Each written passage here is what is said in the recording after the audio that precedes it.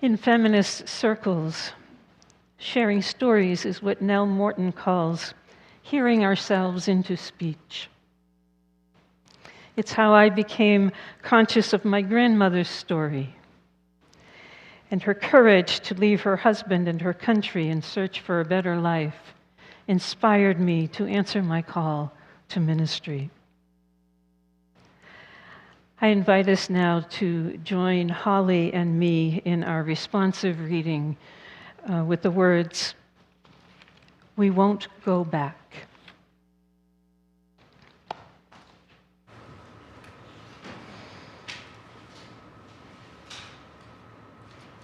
We reflect on the spirit of those who came before us, who persisted when they were told to be silent, and who resisted when they were told to obey. It is upon their shoulders we rise when we say, "We won't go back." We honor the legacy of women who believed another reality was possible, and by their courage created the one we know today. It is their vision we carry forward when we say, "We won't go back." Our bodies do not belong to the public domain. Our inherent worth and dignity will not be denied. And how we choose to live in our bodies is non-negotiable when we say, "We won't go back." Every time women find the courage to speak their truth in a whisper or in a roar, our collective power swells like a rising tide, ready to shape the shores of possibility. We won't go back. May it be so.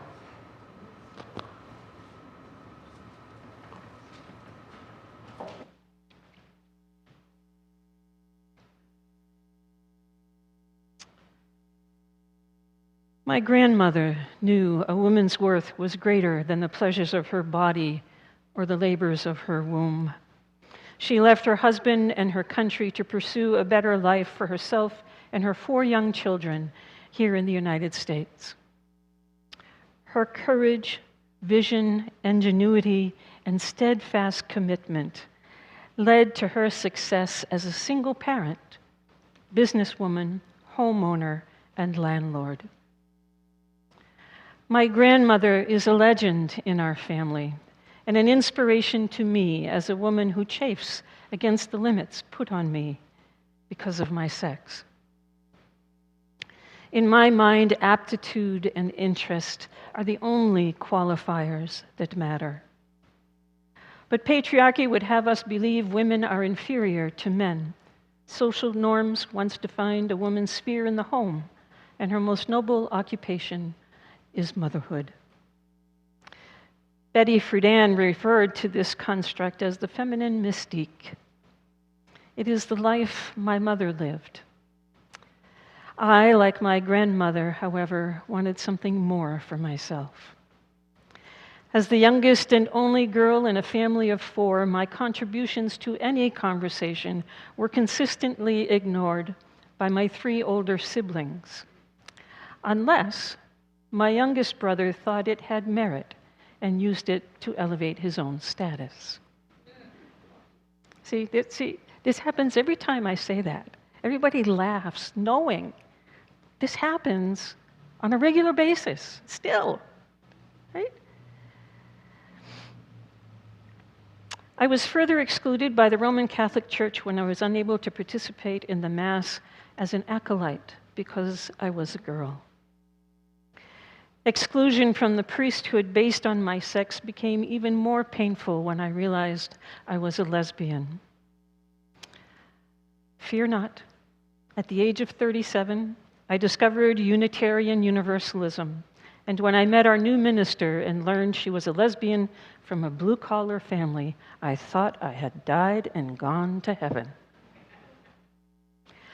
I received my call to ministry at the age of 45 and entered seminary when I was 50.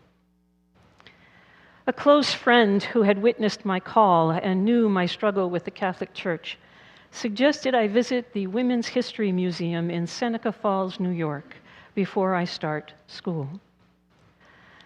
Seneca Falls, New York, is the site of the Women's Rights Convention, where Elizabeth Cady Stanton presented the Declaration of Sentiments for women's suffrage in 1848.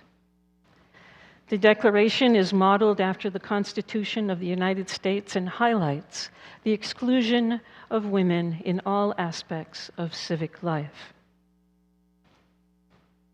I will never forget how life-changing and affirming it was for me to immerse myself in the strength and conviction of the bronze life-size representations of suffragists in the hall of that museum. Outside, there is a monument to the Declaration and its signers, etched in a long, slightly slanted wall of granite. A thin sheet of water perpetually flows, like justice, over the words of the Declaration. And as I read each of its sentiments, I stopped when I came upon these words. He allows her in church, but in a subordinate position, claiming apostolic authority for her exclusion from the ministry. There it was, literally written in stone. No amount of gaslighting could erase it from my consciousness. As my hand passed through the water to touch the words etched in the granite, I was overcome by a flood of tears. I felt seen by the women who wrote the Declaration. And after reading its entirety, I meditated upon the name of each person who had signed the Declaration as if I were traveling back in time to thank each one of them personally for the freedoms they had won that made it possible for me to become a minister. As I planned my ordination for March 8th in 2020, I discovered it was International Women's Day, a celebration I never knew existed. So on my altar at my ordination was a picture of my mother, who had died while I was in seminary. And I bring her spirit with me on this path of liberation. Religion plays no small part in the subordination of women. The creation story shared by Christians, Muslims, and Jews is a cornerstone of the historic bias toward women. Eve tempts Adam with the forbidden fruit from the tree of knowledge, and humankind is expelled from paradise. That has merit. The literal interpretation of this creation myth is responsible for the exclusion of women from the right to formal education around the world. Patriarchal religions claim women are redeemed through suffering and obedience to the limitations imposed upon them by men in religion and society. Philosophy also played an important role in the portrayal of women as well. As early as 300 BC, Aristotle claimed women are innately inferior to men because they were created with a defect by the Creator. And I'm thinking to myself, how would you know that?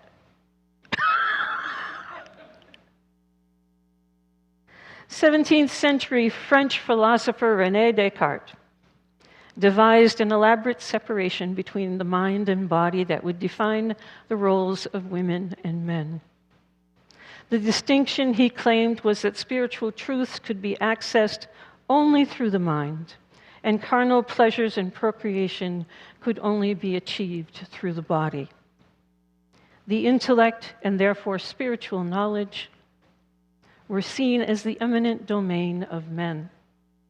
And the sensual pleasures of the body and giving birth were the eminent domain of women. And in this way, good and evil were represented as male and female.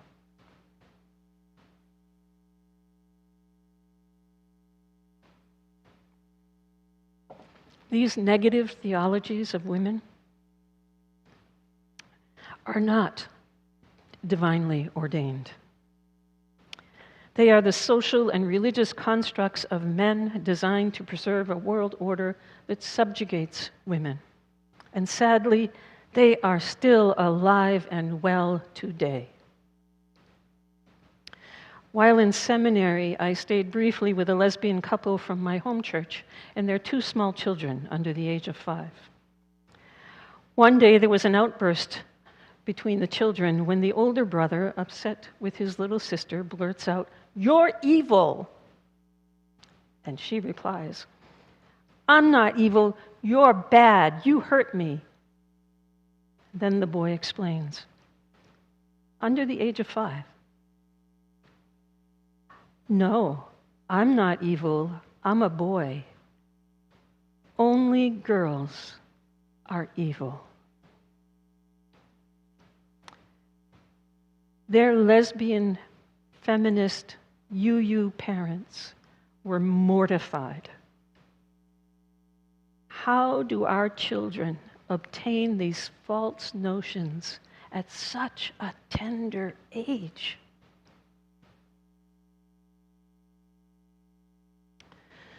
It disturbs me greatly to know that women's rights have yet to be protected by the Constitution of the United States. The Equal Rights Amendment was originally written by Alice Paul, a woman with 3 law degrees, in 1923. It wasn't until the 1960s when Bella Abzug, Betty Friedan, and Gloria Steinman championed the bill, and it finally passed the U.S. House and Senate in 1972. Now,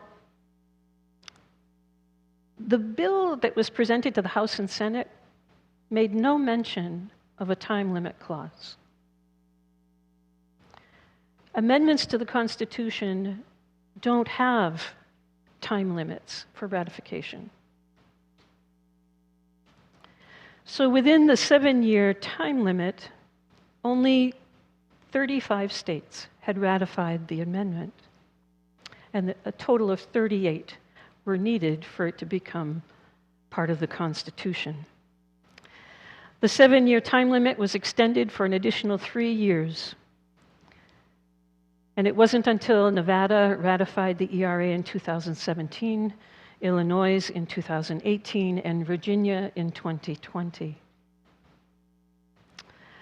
The legal controversy around the time limit and states who have voted to rescind their ratification are the subject of great debate and legal lawsuits, I guess, whatever that is, what they do in court. Legal experts argue time restraints and rescissions are unconstitutional, and yet here we are. In lieu of the Equal Rights Amendment, women have sought protections through state legislation and Supreme Court cases. In 1972, Title IX, a federal civil rights law, was enacted to protect the exclusion of women and any sex-based harassment, sexual assault, or violence in any educational program that receives federal funding. By 1974, women could mortgage property and obtain a credit card in their own name without a male signer. I graduated college in 1976, and a woman was at the door at Sears and Roebuck handing out applications for credit cards, telling every woman who walked in the store, "You can do this now."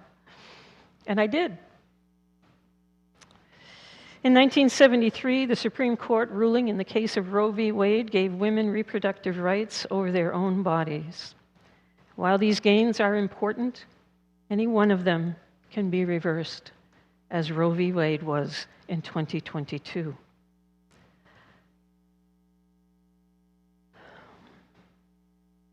Since the amendment would also protect transgender rights, it is unlikely to be certified and published by the current administration. A look at the economic disparity between men and women tells us the fight for women's equality in our nation is far from over. According to an article published 4 days ago by the Pew Research Center, women earned 85% of what men earned in 2024, compared to 81% 20 years ago. So we've gone up 4%. So as we celebrate the achievements of women in our lives, in our history, and around the world, let us not forget there is much more work to be done before we are able to finally declare and protect gender equality in the Constitution of the United States. The Women's March on Washington, D.C. in 2020 reminds me of the words Abigail Adams wrote to her husband and future President of the United States, John Adams. I desire you would remember the ladies and be more generous and favorable to them than your ancestors. Do not put such unlimited power into the hands of husbands. Remember, all men would be tyrants if they could. If particular care and attention is not paid to the ladies, we are determined to foment a rebellion and will not hold ourselves bound by any laws in which we have no voice or representation. And so, in the spirit of Abigail Adams, I offer these words of hope and inspiration I once saw on a t-shirt. They whispered to her, "You cannot withstand the storm." And she whispered back, "I am the storm." May it be so.